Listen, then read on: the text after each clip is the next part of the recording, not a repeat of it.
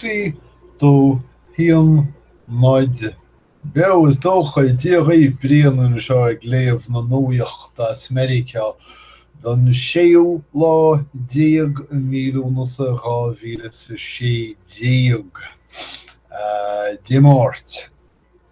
Bain príomhfictúir an léinneamh le Hillary ar nó agus cóithleachaí 6 Joe Biden. Joseph R. Biden Jr. mar is ceartm chuir sí ar beidir. Is cosúil go raibh an bhirt i mbun cainte láidere agus iad i mbun feachtasaíochta in Scranton, Pennsylvania. Cén fá Biden in Scranton, Pennsylvania mar a sé sin a bhaile hóchas is cosúil. Agus an taobh eile Donald Trump. Agus a chás seo luain sé tar sé ag lua an chogaí uaid agus caint faoi chumas scíomhde hóireacht chumas scíomhde hóireacht a stoppa is dúcha an mar shreid. Deir sé gur cá idéolaíoch é agus gur cheart dá sin prova díon a dhéanamh inimircí bhfuil sé geisteach chomh teacht isteach sna Stáit Tiontaithe. Sais amadí é seo tá spealnú henne féin go dteipteach a bhdíní féin éan sais díon froba fasáil agus dá dteipteach leantóirí féin gealam net go dteipí ar gach inimirceach an rud atá testal mhaid dearan. Go bé dar leis dar le Donald Trump is trid idéolaíoch gan stéanna gan stad an trid atarsúil faoi láthir. Ar úsáid tú táirgí grúige Chaz go fóil, mar mád úsáid seans má go bhfuil do grúig tití amach agus tá daon na gosmuidí trína chéile mar gheall se agus go cháide daon na ggólachtaí beaga cosmuidí.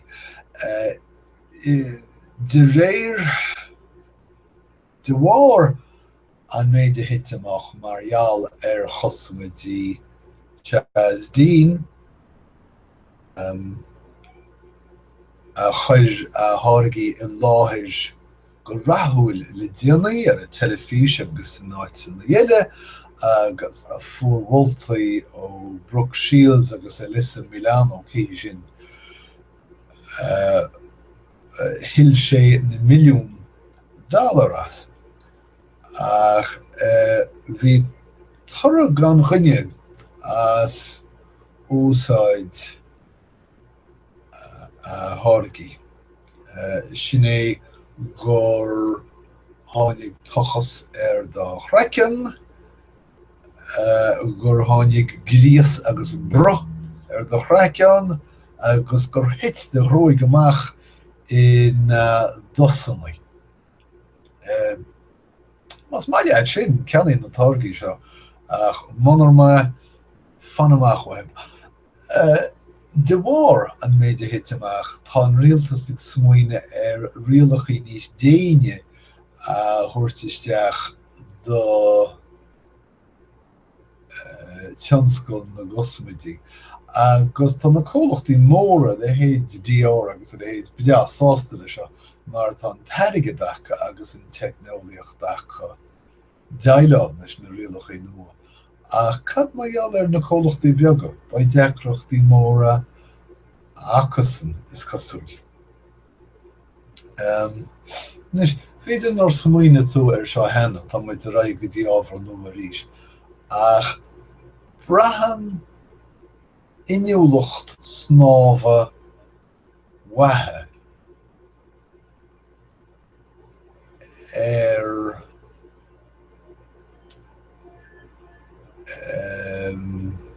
teachtasteach turas do leirigid do hailí.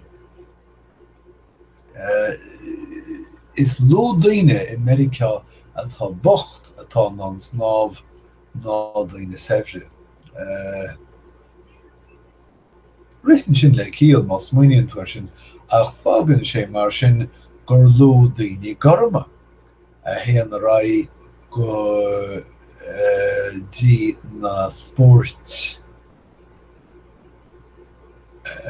snámha sna cluichí Olympacha agus sin an fánach leicinnú mór an daoine Ghearmáin. Mar ón túsamach ní rá daoine Ghearmáin ag fólam chun a snámh. So táthir ag tuairt faoi an scailt cineach seo chuir neamhní trí ranganí snámha chur fáil do phobail bochta Muslamaigh. Más Giúdaigh san Eorop bheadh fáhannaí maithe an nach gcuireáisteach híránacht Ghearmánach. Ach is mó an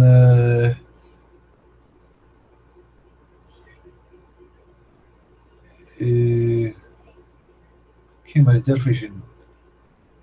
Bhí an tionchar níos mó ag airgid an duine comhaimseartha ná stair. Agus I bhíonna sin méid atá tití amach sa bhreatain le deannaí go háirithe leis an mreataimeacht. Tá go leor Ghearmánaí de bunú na Ghearmáin iad agus atá na gcónaí sa bhreatain ag smuoine go dáríre choristeach híránacht Ghearmánach. Rud atá siad de déideal fáil Didir na dlíanaí rithú ní an darach go damda. Seo rud seo anatama machas amach. Sa go godi réilge anatama. So kam leis ke fekine in is bhfuil le hédám in sa boklar bachintas barum anatomíocht.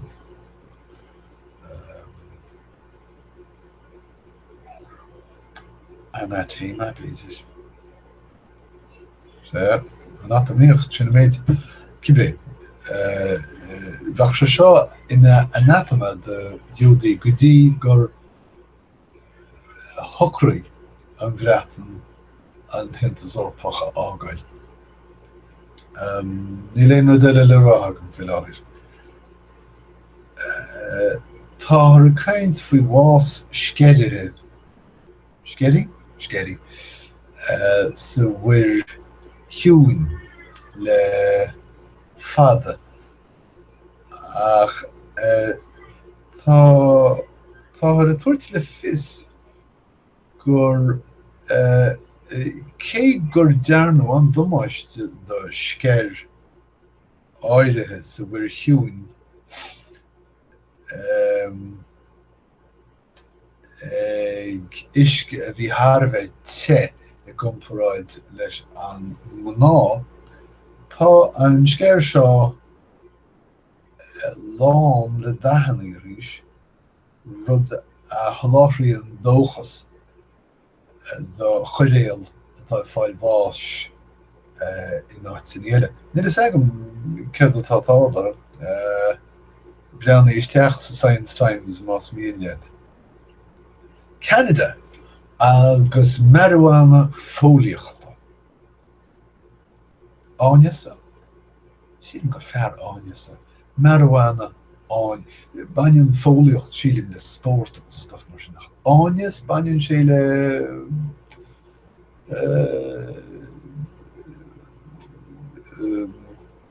sprí baile. So sé marhhain áineasa tá sé in éadlííach leachtar leis i Canada agus tá Justin Trudeau tar éis ógrú go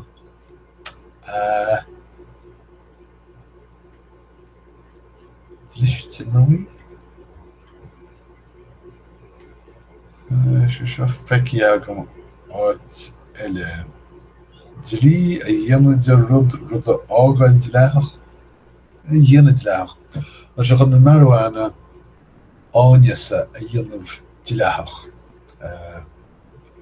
Tá cúisinaí chora eile ir in Queens, bhí mé tí an Bronx ra in Queens as imam agus chúntóir warú go neamhrócarach an tráid.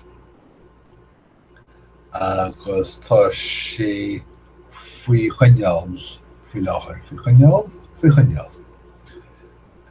Tá díos oidhreacht i gceannacht de rá in áard chuirté ní an phríomh chuirté sé an chuirtúchtaracht gúirt uachtarach Meiriceá faoi theas in bríosúin Meiriceá. Tá brethúna cibé dám chaithe mé an focail seo a cheacail. Bhí ceapan. Brethúna.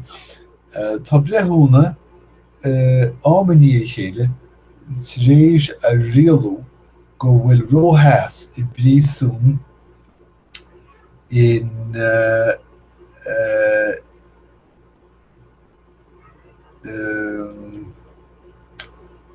in fínós cruálach agus nóir cearta.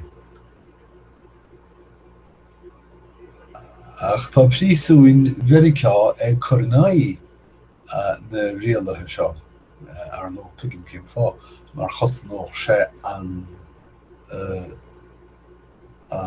dúrad choidú a choristeach in bríosún. Ní faoi éanaid chóirithe a choristeach na cilíní agus bheith na príosún ná réir sin choidú generálta a choristeach bud a chosnóch a neamach.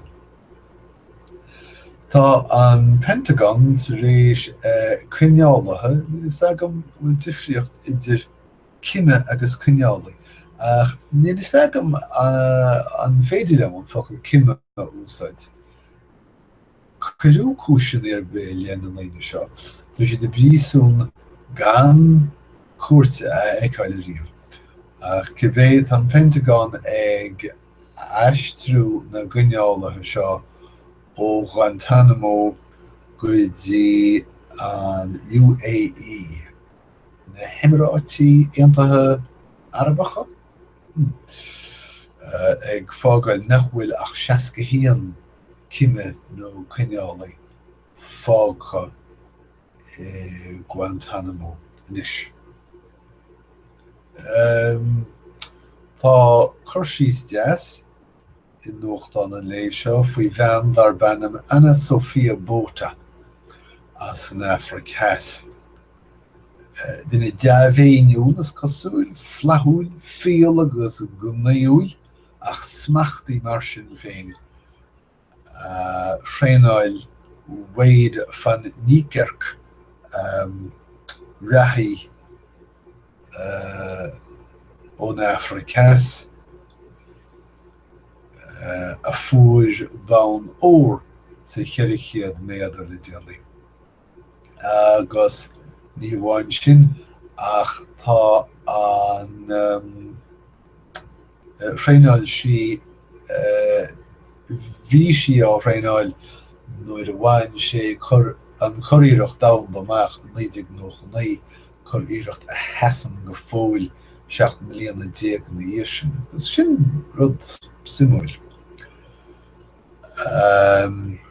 Déag an ná déantar a chúidú ealainn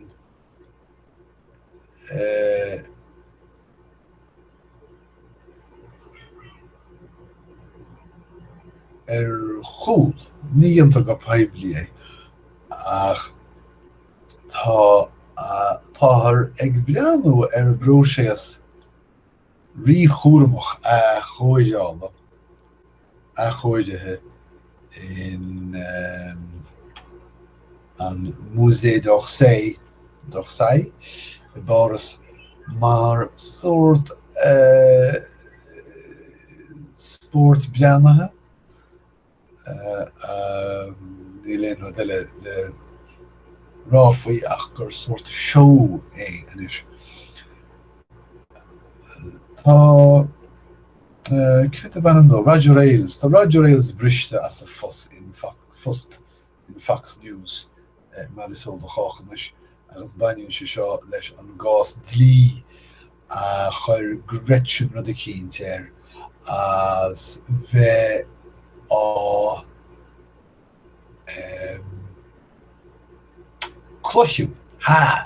chluisiú gnéis. Táthar rééis bhil sein crán taca dílis Radio Rails a choristeach na áit mar cheamara Fox News. So sin iad na scéalta móra don séúláid díog mí lúnasa gá bhílas i séitiag agus tá súlagam go bhain si bheas nó úsá déigin as an túris seo agus go mbeidh muid a chaint sin na chéile ríis ar a bhhaid go dtí sin, slán tamil.